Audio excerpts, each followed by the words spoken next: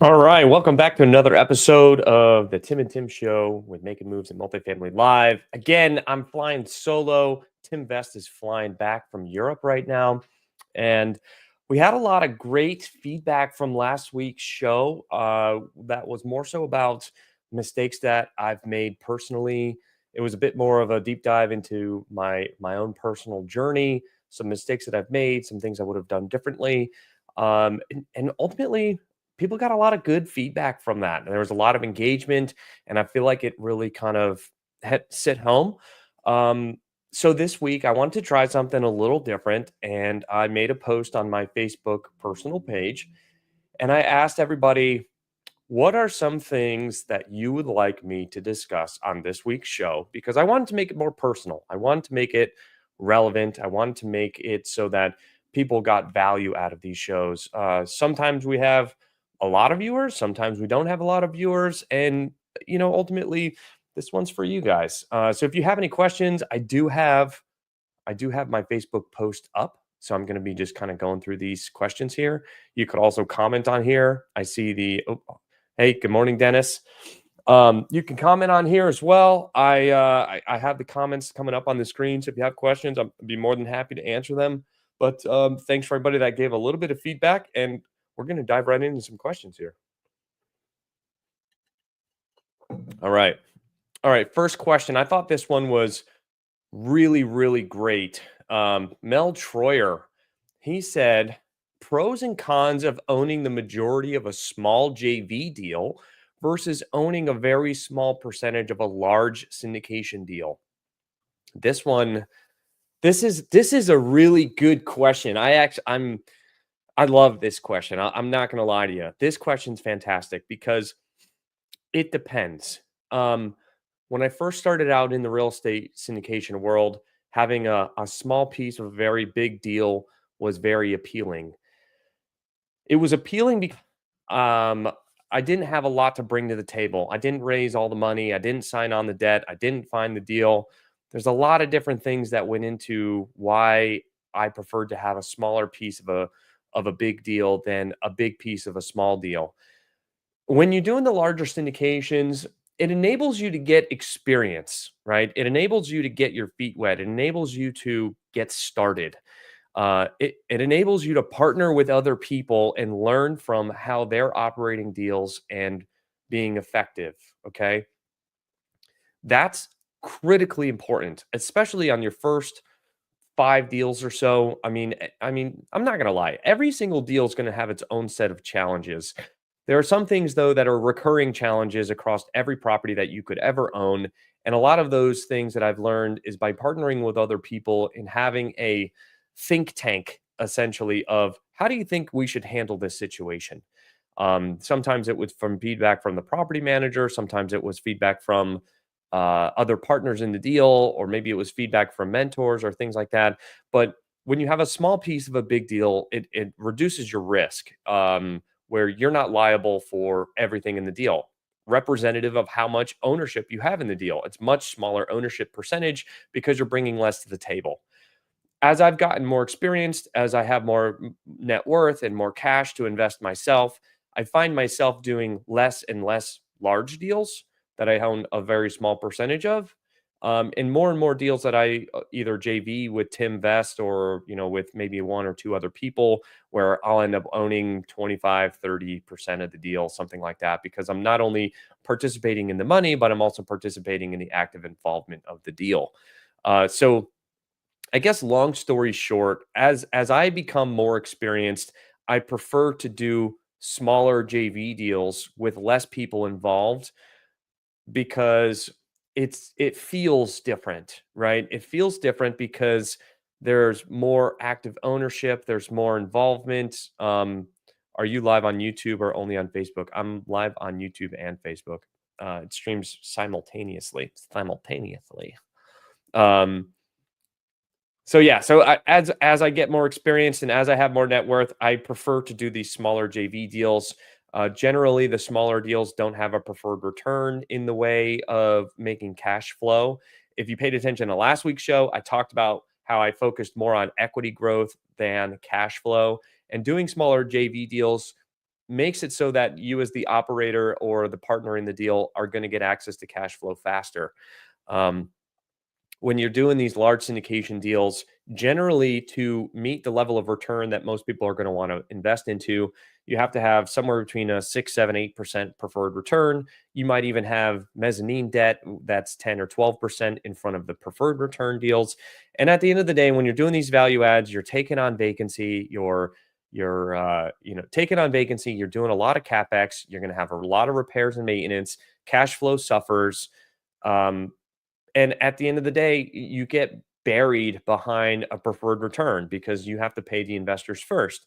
And that's okay, right? Having a portfolio of a mixture of those types of deals is okay because you're what I do as a professional is I provide a service to my investors, and that's to make them money. And I don't make any money if they don't make money first. And that's what the preferred return protects the investors on, is that I'm not realizing any cash flow in the ownership of the deal until they're paid first. That's why they're in a limited position. They have limited managerial rights. I mean, they have no active management involvement. That all comes on me professionally to make sure that we're performing on the deal and paying out those preferred returns first before I get a piece of the deal. So there's no wrong answer to being part of a big deal or a small deal. It just kind of depends on what you bring to the table, what access of resources you have, and ultimately what's going to do best for the deal. I can generally tell you though that when you're doing a syndication and you're giving 70% of the equity to the investors, and the investors are looking for a 2x return over a 5-year period, it's a lot easier to hit those same level of returns on a JV deal because you're splitting up 100% of the equity instead of a percentage of the equity, right? So like you have to make 2x return on 70% equity versus a 2x return on 100% equity.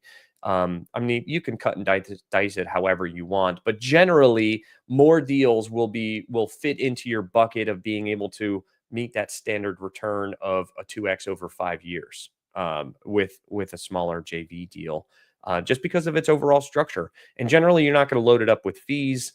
You're going to pay points going in as an investor, paying acquisition fees and things like that. Which is any service provides a fee for a service. So, it just depends on what you have access to. Ultimately, I don't think there's a time and place for all structures. And I don't like when people ask me, am I a syndicator? And I would say, no, I'm not a syndicator. I'm a real estate investor because I buy deals myself. I JV deals. We do seller financing. We do syndications. We do whatever structure is necessary to get the deal done, depending on the access to resources that I have at that time and what the deal calls for. So I would tell you to have everything in your tool chest that would enable you to do the deal successfully rather than look at a deal with a single viewpoint and a single deal structure. Um, all right, so David Hall asked a question. I'll read his question in entirety and I'll try to get to each piece of this. He says, how to pick a market outside of your backyard. What size deal makes sense for an on-site management versus third party? Do you pick a market first or you let brokers bring you deals where anywhere and picked based on the deal? So how do you pick a market outside of your backyard? David, I'm not sure exactly where you live, but ultimately, I would say you have to do some reflection on what you have access to again. And it's, just for hypothetical sake, if you live in Alaska, maybe investing in South Carolina is not the best place for you to invest into because it's going to be difficult. You're on a different time zone, et cetera, and so forth. Um, you really have to think about where is somewhere that I can see myself regularly going, because it's not passive. You have to go to visit the properties. You have to go walk the sites. You have to kick the tires, as they say. Being on site as an owner of a property versus the property management company or as just an investor, every single time you get on that property, you're going to have a different viewpoint, a little bit of a different perspective. So ask where your investors want to invest into. Like conversations that you're having with people today is where do you want to invest into? What markets do you like? And generally your investors will tell you where they want. Oh, you're in Lansing, Michigan. So I mean, I know there's quite a few good markets in Michigan. I know a lot of successful people that buy only in Michigan. Um, but I would tell you that, you have to make sure it's reasonable, right? Because if you have no business in Florida, right, from Michigan, then why would anybody trust you to invest their money in Florida? Kind of the same analogy that I have with uh, Tim and I investing in North and South Carolina is if you're an investor, are you going to invest with the local guys that live in the market or can be at the property within a certain couple of hours, or are you going to invest with a large New York firm that's never stepped foot in the Carolinas before and trust that they're going to understand the market and be able to operate the deal better than a local guy can? I can't answer that for you, but your investors can. Ask the investors the question: where are you looking for deals? If I put something in front of you in Michigan, whether it's in Lansing or a different part of Michigan, are you going to be more or less likely to invest in Michigan or more or less likely to invest into a state that's not Michigan? Nobody can answer that for you except for your investors. What size deal makes it sense for to bring on-site management? Generally, 80 to 100 units and above is where you can start to see the scalability working that you can support on-site payroll. You really need you need a full-time property manager, and if you can afford it, you should have a full-time maintenance guy on it as well. Now, what you charge as a management fee on top of the payroll will be kind of the deciding factor, but generally somewhere in that 80 to 100 units is where you would start to look at bringing on-site management in. And just because you're bringing on-site management in doesn't mean you have to bring it in-house, but working with a property management company as a third party and asking them how they structure the management of that property is important, because if you buy an 80 unit property and they tell you that they're going to have a part-time resource on 80 units that also manages another 80 unit property, I would tell you that you're probably not going to want to use that structure in that management company, because 80 to 100 units needs full-time attention. Um, so, all right, how do you? Oh, sorry. Then, do you pick your market first, or let brokers bring you the deals anywhere and bake, pick based on the deal? You need to pick your market and be very specific about what you're looking. Your buy box ultimately is what we're talking about. You need to pick your buy box. You need to have an understanding of exactly what you're willing to buy. And when somebody puts that deal in front of you because you've identified it and told them what you're looking to buy, you actually follow through and buy it. I can't stress that enough. I think we covered that on last week's call as well. Sorry, last week's show. As soon as I was very specific about exactly what I knew I could perform on, and I knew that I could buy if somebody put it in front of me, I started telling everybody what I was looking to buy. Every broker that would listen to me, I told them, I'm looking for 85 and newer, 20 to 30 units. It was in the general within a 4 hour vicinity of Charlotte, North Carolina, and had to have some level of value add component that I could buy with a bridge loan. I could get a 2x return over 5 years for my syndication structure, and they're willing to have a 90-day close period. Right. So those were some of the things that we identified, and we were able to buy our very first deal because a broker took a shot on us and said, "Hey, I think I like working with you guys. I like talking with you guys. I'm going to give you a shot at this deal. Let me know what you think." And then so we underwrote it, we put it on a contract, we closed it, and the rest is history from that point. But I can tell you honestly, David, that you need to identify what you're looking for, because again, nobody else can tell you what you're looking for. Only you know what you're looking for. So how can somebody help you, aka a broker? How can a broker help you if you don't know what you're looking for? You need to become an expert in whatever market or range of markets that you pick so that you can identify a good deal versus a bad deal.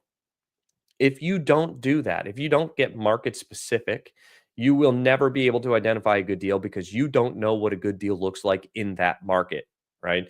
Um, I can't stress that enough. It's backwards thinking to think that a broker is going to bring you a great deal. You have to go out and find great deals and build great relationships with brokers to be able to get access to those deals, right? I mean, I can tell you honestly, I had a phone call literally Friday afternoon. I was he's a buddy of mine now. Like we're good friends. He goes, "Hey, you must be heading out on the boat. It's like 4 o'clock on Friday." And I was like, Actually, I just stopped at the grocery store to get some beer before going out on the boat, but you know me well." And he goes, "Hey, look, Tim, I appreciate everything that you did for me on the last deal. Sorry that you guys didn't get awarded it, but I got another one right here in the pipeline." And he was like, "I'm only showing this to you. Can you turn me around an offer in the next 24 hours?" And I said, "Absolutely," just like I did on the last deal. And who knows? We may or may not be able to do something with this deal, but you build a great relationship with brokers. They know exactly what you're looking for. They know how much equity you have to place, or they know how you're getting access to your equity. And I guarantee you that changes the conversations with people because you're confident in knowing what you will and won't do, right? Think about it when think about, David, think about going to the shoe store, all right? And you're going to buy some shoes. Well, there's a zillion pairs of shoes out there, but only David Hall knows what types of shoes he likes and he's willing to buy. You can apply the same principles against a real estate deal. Only you know what you're comfortable with, what you like, what you're excited about, what you think you can perform on, and you need to let other people know what you're looking for so that they can bring it to you, right? Um, so I hope that answered your question. This was a good question that David had. He said, "How do you compete with other syndicators over promising on their returns?" That's a really good one because you can't prove that anybody is over promising on their returns. What you can ask for is your track record, and you can ask for their underwriting. If you're an investor, and more often than not, if you pay attention to a lot of these um, presentations, sometimes there's holes in the deal that you can spot, and you gotta press buttons, right? You gotta ask questions.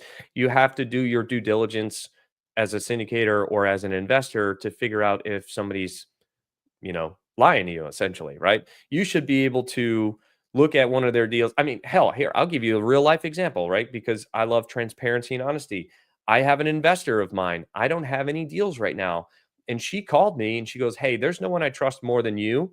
And I'm looking at investing into this deal because you don't have anything right now. What do you think about it?" And she sent me the listing or the spreadsheet. And I, like, within minutes, tore it apart and I asked her a bunch of different questions. And she was like, "That's really interesting, and I didn't look at it with that perspective, and I appreciate it, and I'm gonna go ask all of these questions, but my gut is telling me no, based my gut was originally telling me no, and then you asking all these very technical questions about how they're getting to their answers and their return metrics gives me even more confidence that I was right down the right path," right?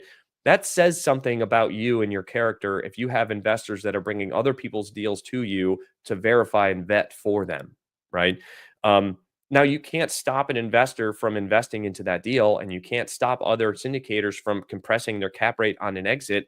But what you can do is just stay true and honest to your underwriting, stay transparent, talk about what you know, talk about what you don't know, and identify the pitfalls, the ups and downs, and everything that in between, and just continue down that path. And let me tell you, damn it, it's so hard.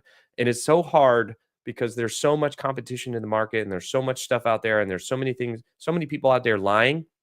But I can guarantee you one thing is that if you continue to stay, follow your true north and you do what's right every single time, it's not always going to be the easy decision, but it's the right one. And I promise you, you will be in this for the long haul and you will gain investor trust, broker trust, uh, co-work, not co-workers, but your cohorts, right? Other people that are doing what you're doing in the same space will come to respect you for your transparency and your decision making process and your thought process and who you are as an individual.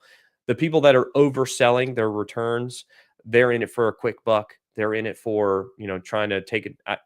This is my personal opinion, is I feel like they're trying to take advantage of people.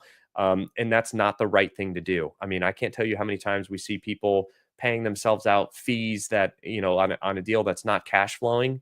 Like, why are you getting paid before your investors? Like, the alignment is not there. So as long as you continue to align yourself with your investors, you'll do all right. Um, then how often do you follow up on your CRM with your investors?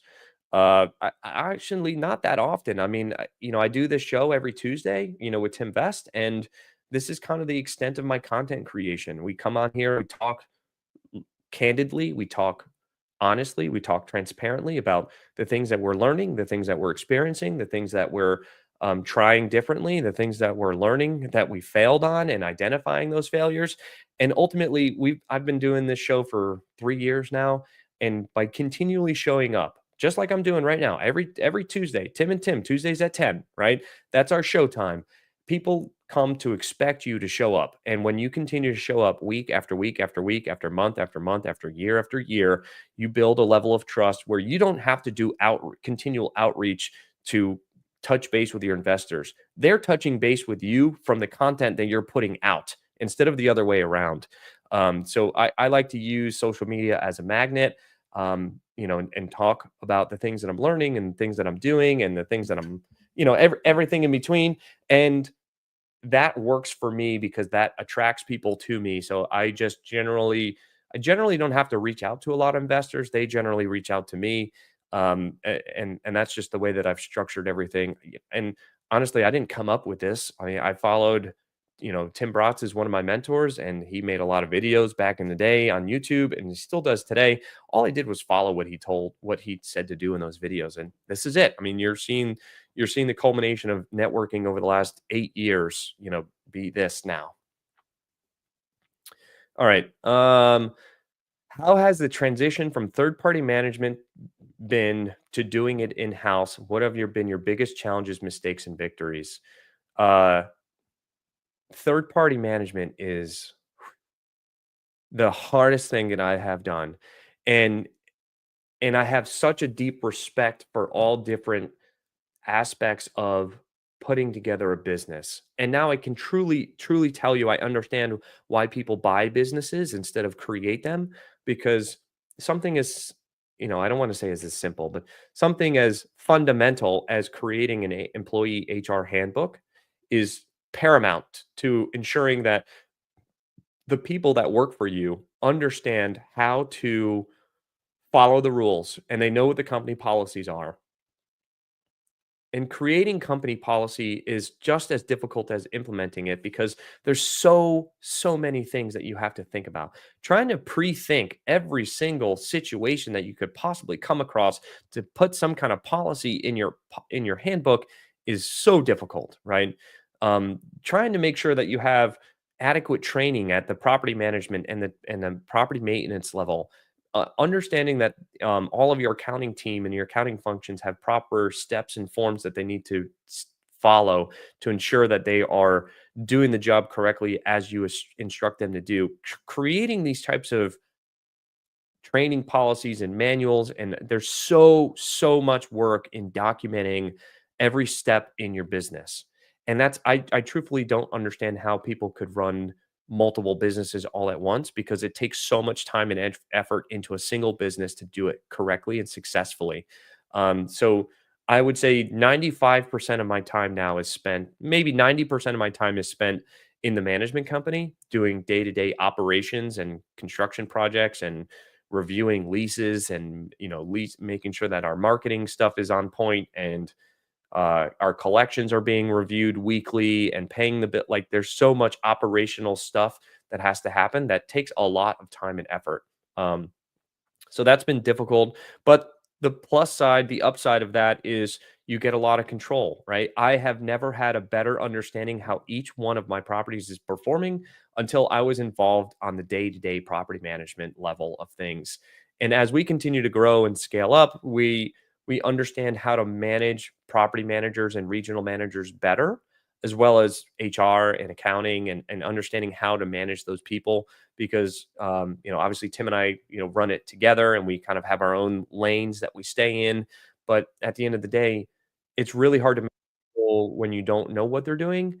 And hire, hiring the right person to create a business for you is it in my personal experience has been nearly impossible, because the whole point of creating your own business is that you want to run it your own way.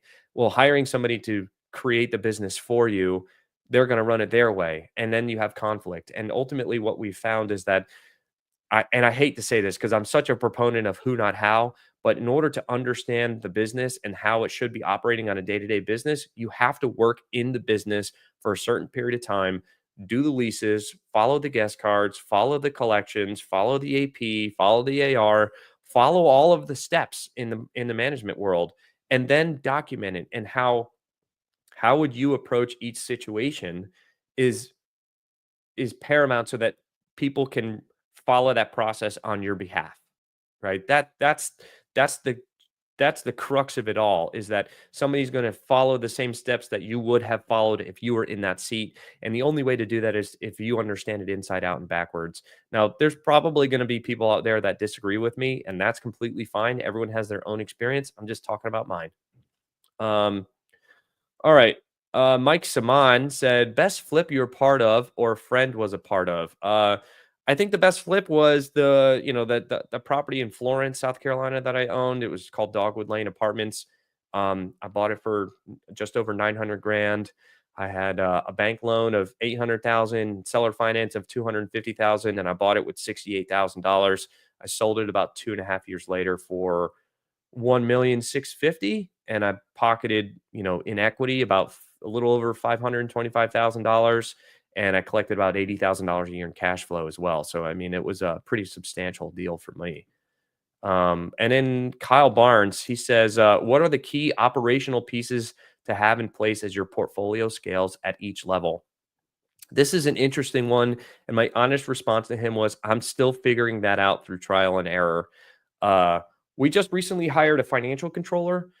That has been really, really good because I know that I had been the bottleneck for quite some time in some of our accounting and finance functions. Everything was passing through me, and I just didn't have the time and the capacity to dig into things the way that they needed to be dug into. So we hired a guy that was far more qualified than I am, that has a audit financial background, works for a very large corporation full time. Or sorry, he did work for them full time, and now he works for us part time. And he, in the first 3 weeks, have already kind of flipped a lot of things upside down, and he's asking all the right questions, and he's fixing a lot of things on the balance sheet that uh, are not major issues, but if you're an accounting professional, you understand like it. This is the way that it should be done correctly. So he made a couple tweaks, and he's changing a couple of our processes. And I just enjoy seeing that somebody else is able to come in and fix some of the things right away. Um, One of the other key pieces that you need to have is, if you're doing an affordable piece, you need to make sure that you have a compliance department. Affordability compliance is a big, big, big deal that we deal with in the tech affordable space. So that was another key piece that we were able to hire somebody and delegate the verification of compliance to make sure that all of our rent limits are correct, and income limits, and the people that are applying to our properties are qualified to live there. And it's just something that you need to get right. So having that person in place was big. And then the last piece is the regional managers. You need to have solid regional managers that know how to manage your property managers. And hiring a property manager, and then one thing that we've learned is that sometimes a great property manager does not make a great regional manager. And saying that out loud is like, well, duh, like that's not always true. Not everybody's going to be a great regional manager, but you build relationships with people, and they want to be promoted. They want to move up in their career. They want to do different things. But I can tell you honestly that there are just some people that are not cut out to do certain roles. And that was a mistake that I've made, and we need to do a better job at interviewing everyone in the organization, and do a better job at interviewing potential applicants. And I can say that we've had an HR consultant come into the business and really provide even like a structure, like a interview structure of, round one, round two, round three interviews, and it's non-negotiable. Each one of those rounds must be completed by a different person, and they're all star questions, which are uh situation, I can't remember what the T stands for, action and result, situation, timing, action, result, or something like that. And generally, those questions that this HR professional, which is Sarah Vest, Tim Vest's wife, that she came up with, and has really helped me ask better questions during the interview process. And we were recently interviewing for somebody to fill a property manager role. And the way he was answering some of those questions, I had never felt like this before, but I said, this is not the right person for this role. And thankfully, they ended up getting a different job, but I was not sold on this person being the right position, or right person for the position. And the next applicant that we had, I got all the warm and fuzzies because the situational questions were being answered correctly. Um, And there was a couple things that the previous person had interviewed, and I asked some questions, and I kind of pulled on those threads a little bit, and that really led me down the path to decide that that person is not the right person for the job. So, those are some key things that are really, really, really important. And I can tell you that if you hire a like a recruiter or something, that does not mean that the recruiter is going to like you still have to do the interview yourself. So you need to learn how to do better interviewing and better structuring of your company and better documentation of your processes and all of those types of things. So it's a fully involved job really at the end of the day, and it's very rewarding. It's also very, very, very, very difficult. I'm not going to downplay it in any way, shape, or form.